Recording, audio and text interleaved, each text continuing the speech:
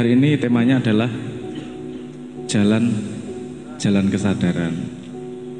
Saya pengen, ini bukan, tadi saya sempat dengar ada rasan-rasan dari ibu-ibu, piye kok apa seneng ustate nom-nom apa seneng ngarep. Karena di sini bukan tausiah, Bu. Di sini sinau bareng. Yang di atas bukan lebih pandai daripada yang di bawah. Yang di bawah tidak lebih bodoh daripada yang di atas. Cuman kita sadar bahwa setiap manusia punya pengalamannya dan punya pengetahuannya yang bisa dibagi untuk yang lain, dan kita bisa saling belajar satu sama lain. Suara gue teles banget ya.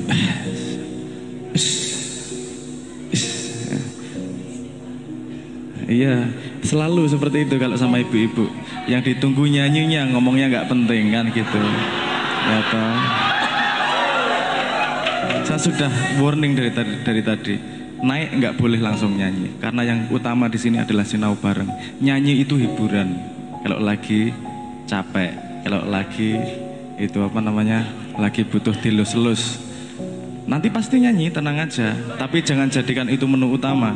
Kalau pengen dengerin orang nyanyi, nyetel kaset, ngerungok kayak radio. Nah ini bukan berarti saya tidak mau nyanyi. Nanti nyanyi gampang lah urusan nyanyi. Saya udah 15 tahun nyanyi, jadi memang nyanyi apal lagu-lagu, tenang aja, gampang gitu. Tapi di sini teman-teman juga ada harapan sinau bareng. Jadi yuk kita sinau. Bernyanyi adalah salah satu bagian dari sinau bareng. Ngapunten nggih, ini kita sabar dulu nanti Pak nyanyinya. Sebentar, saya punya kewajiban untuk ngomong tentang jalan kesadaran. Sebelum saya ngomong tentang jalan kesadaran, saya pengen mensensus dulu. Di sini yang penderita cacat tuna asmara, mohon tangannya naik dulu. Alias masih jomblo kinyis-kinyis, belum pernah ditompo cewek satupun. Coba angkat tangan. Ono ora iki kira. Rasa isin ora apa. Wes iki sadar diri. Bukan hina, tenang aja. Semua orang pernah mengalami seperti itu, pernah mengalami menderita seperti Anda. Angkat tangan. Oke. Sing tahu ditolak cewek sapa? Angkat tangan. Oke, banyak, oke, lumayan. Yang pernah ditolak lebih dari 10 kali sapa? Nanti ada hubungannya kenapa itu penting dengan kesadaran. Oke ya. Sekarang gini. Kita nggak usah ngomong jauh-jauh dengan kesadaran. Kenapa perjalanan kesadaran? Karena kesadaran harus berkembang terus. Kalimat kuncinya adalah begini: kesadaran merubah perilaku manusianya. Manusia berperilaku berdasarkan tingkat kesadaran yang dia miliki. Oke, paling sederhana. Ini tadi saya ngobrol tentang Pak Seban yang umurnya 2 tahun. Sekarang saya tanya, di sini yang tiap hari masih mandi siapa? Semua ya, oke. Yang keluar kamar mandi masih nggak pakai baju apa-apa siapa? Oh, langsung masih pakai baju ya. Tapi lihat anak kecil, umur 1 tahun, umur 2 tahun, cuek aja dia. Keluar dari kamar mandi wudo ya wudo, gondal gandul ramah masalah. Kenapa? Kan sama. Kamu ya gondal gandul, dia ya gondal gandul. Tapi kenapa kamu malu harus pakai baju dan dia nggak pakai baju, nggak masalah? Kok wow? Ngopo? Karena kesadarannya meningkat. Tadinya dia nggak masalah kelihatan, tapi kemudian sudah sadar dirinya, ini nggak ada yang lainnya kelihatan. Saya malu, mulai ditutupilah kemaluannya. Itu yang pertama kali dilakukan oleh Adam dan Hawa ketika keluar dari surga. Nomor 1 langsung ditutupi semuanya, langsung sadar. Oh, izin aku, ya gitu. Kemudian ada satu momen lagi di mana kamu sadarnya naik lagi. Ketika wis naksir karo cah wedok. Anda lihat, perhatikan, sebelum Anda naksir sama wong wedok, sama cewek, atus-ratus ra urusan, kelambi ra diumbah telung dino ra masalah, katok jili-jilian karo koncone ra masalah. Tapi Anda pernah apel seperti itu? Sudah naksir, mau ketemu apel, langsung sadar diri, sisiran klimis, nganggo minyak wangi, adus sabune entek telu.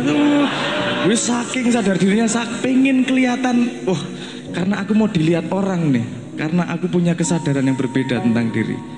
Kenapa yang memberikan Kenapa yang gini kan ceritanya gini, yang makan buah pertama siapa?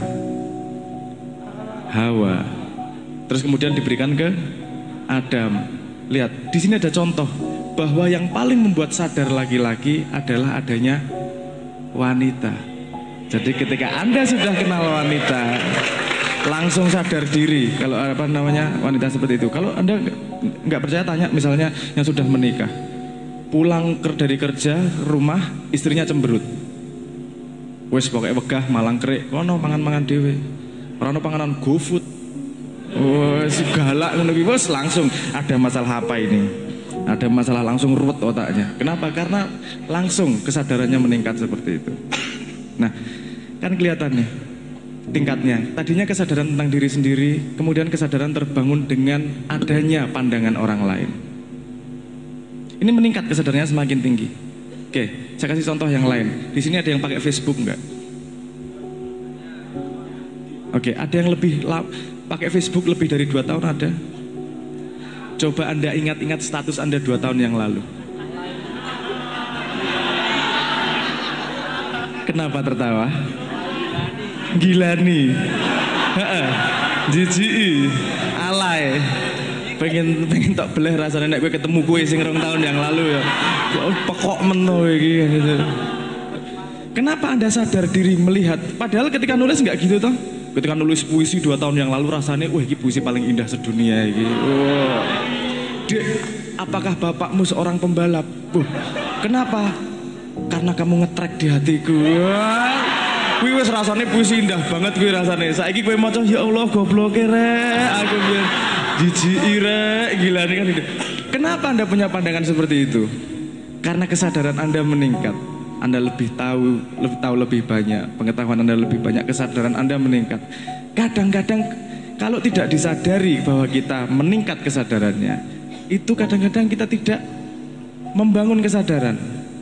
Jadi kesadaran kan gini, tadinya sama diri sendiri nih, bahkan sama diri sendiri yang kemarin.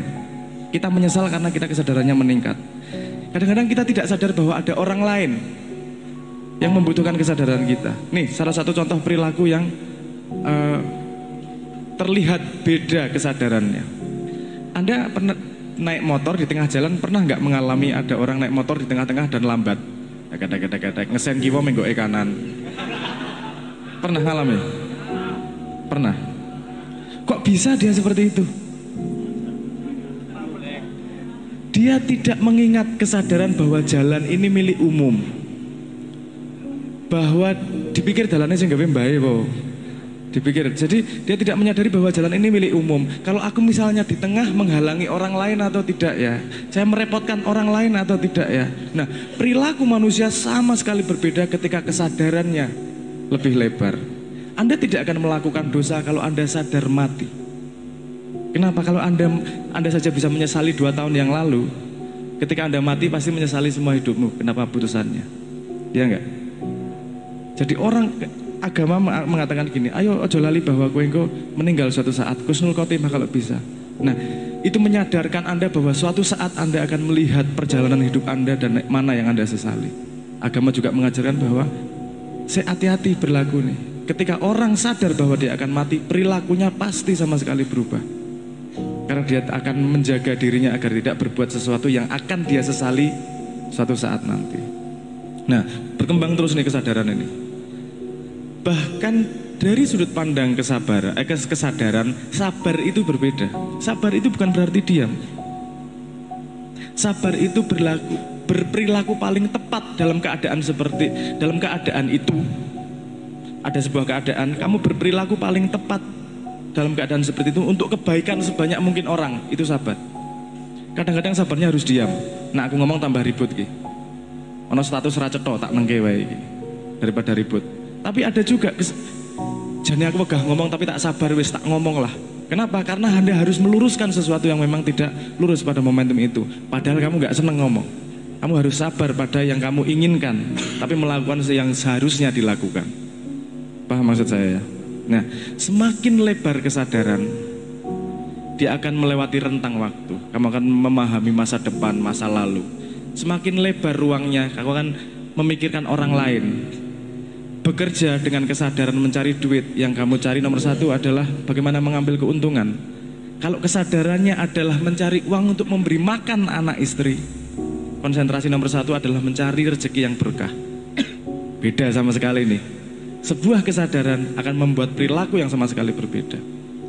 Nah, kadang-kadang manusia tidak memahami bahwa kesadaran itu perlu ditumbuhkan, perlu dibangun. Kenapa? Karena iki nyon sewu ibu-ibu, ini saya ngomong agak sains sedikit. Karena apa yang kita sadari ini 1:300.000 dibandingkan apa yang tidak kita sadari.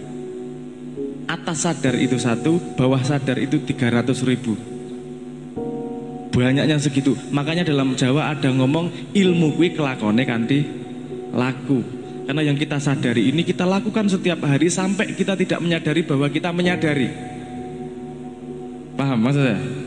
Karena aku ngelakoni terus, kamu menyadari bahwa oke, aku hidup ini pasti diawasi Tuhan dan aku tidak mau menyesal dengan perjalanan hidupku. Jadi aku akan melakukan segala sesuatu yang membuat Tuhan senang. Salah satu contohnya misalnya, aku tak apik karo kabeh wong, aku tak mesem karo kabeh wong. Awalnya itu disadari terus. Tapi lama-lama kelakon sampai kamu lali bahwa itu datang dari kesadaran itu. Kamu tetap mesem, tetap baik karena memang kamu orang yang baik dan mesem. Nah, kelakon ilmu lagian. Paham maksud saya? Bukan karena alasan-alasan itu, bukan karena iming-iming itu. Iming-iming itu untuk awal kesadaran. Ketika sudah berubah perilakumu, kamu akan menyadari sesuatu yang lain yang lebih luas. Tapi yang kemarin ilmu ini sudah kelakon dan jadi ilmu dalam dirimu. Nah, perjalanan kesadaran adalah seperti itu. Perjalanan kesadaran adalah menyadari bahwa kita yang tadinya cuma sadar sendiri, kita sadar bahwa ternyata ada orang lain juga. Orang lain itu tidak hanya tetangga, tapi ternyata juga jauh. Ada orang sedunia misalnya, ada orang sekampung, ono wong sekecamatan, ono wong sekabupaten, ono wong sak negara. Kemudian ada lagi alam. Aku apik neng uang, neng ora apik neng alam. Berarti kesadarannya belum tuning tentang alam. Kemudian kesadaran masa depan. Kalau aku melakukan ini mungkin baik sekarang, tapi masa depannya baik atau tidak? Misalnya kalau Anda mau sekolah, ini Anda sadar atau tidak sadar? Saya tidak sadar ini. Muhammad ya. Gue mbok sadar mbok ora, tapi ketika Anda sekolah, itu Anda menyadari keperluannya di masa depan. Karena lebih menyenangkan main daripada sekolah, ya toh. Tapi Anda mengorbankan mau sekolah demi punya demi punya bekal untuk menghadapi masa depan. Anda mengorbankan sesuatu untuk masa depan. Pengorbanan yang tepat akan mendapatkan jawaban yang baik dari Tuhan. Karena bisa saja kamu pengorbanan yang salah, tidak akan mendapatkan jawaban yang baik dari Tuhan. Ini bukan saya yang ngomong, ini yang ngomong Al-Quran dengan kisah Habil dan Qabil. Dua-duanya melakukan pengorbanan dalam hidupnya, memberi persembahan dua-duanya. Yang satu diterima Tuhan, yang satu tidak. Pengorbanan yang tepat akan menghasilkan sesuatu yang memang kamu harapkan dari Tuhan. Misalnya ada gini, kamu harapannya pengen pinter, tapi nggak mau mengorbankan belajar. Sampai nggak? Nggak akan sampai. Misalnya pengorbanan salah, kamu pengen punya duit, aku mengorbankan diri akan tapa di dalam gua 3 tahun. Jura apa kali itu duit? Mau duit kok kerja kok. Paham maksud saya? Jangan salah mengorbankan, karena mengorbankan, karena dalam hidup itu ada hal-hal yang kamu punyanya terbatas, yaitu waktu. Kamu punyanya terbatas. Perhatian kamu punyanya terbatas. Kamu tidak bisa memperhatikan semua hal sekaligus. Jadi ketika kamu meluangkan waktu untuk memperhatikan hal yang tepat, kamu akan mencapai apa yang kamu inginkan. Bagaimana ketepatan waktu dan perhatian ini dengan seberapa tinggi, seberapa luas kesadaranmu terhadap hidup dan jagat ini. Nah, jadi mungkin ini prolog dulu, nanti kalau mau digali monggo. Perjalanan kesadaran adalah perjalanan tanpa henti dari manusia. Dari dia lahir sampai menyadari alam semesta, sampai menyadari bahwa dia tidak ada bedanya. Dia adalah bagian kesatuan dari Tuhan itu sendiri. Tapi perjalanan itu adalah perjalanan yang memang harus ditempuh. Tidak hanya bisa datang dengan sendirinya. Harus ditempuh melalui pengorbanan yang kita pilih sendiri dalam hidup kita. Karena setiap kita melakukan sesuatu, pasti kita mengorbankan yang lain. Kalau kita milih cuci piring, kita mengorbankan tidak mandi. Kalau kita mandi, kita tidak mengorbankan nonton TV. Kalau kita nonton TV, kita mengorbankan tidak belajar. Pasti ada pengorbanan. Jadi pengorbanan yang tepat itu menumbuhkan kesadaran kita. Dan menumbuhkan kesadaran membuat kita lebih tepat menentukan langkah masa depannya. Dan kamu akan mencapai apa yang kau inginkan, apa yang kau cita-citakan, jika kesadaranmu semakin tumbuh tanpa henti dan selalu berjalan di sirotol mustaqim, di keseimbangan, meluangkan waktu yang tepat untuk perhatian yang tepat, untuk melakukan sesuatu yang tepat, untuk menuju sesuatu yang kau inginkan. Jadi di umur yang 2 tahun ini, mari kita menajamkan diri bahwa kesadaran adalah bagian yang penting dari manusia, dan itu pasti berkembang, disadari tanpa ataupun tidak disadari. Lebih baik kita sadari perkembangan itu agar kita bisa semakin tumbuh semakin cepat.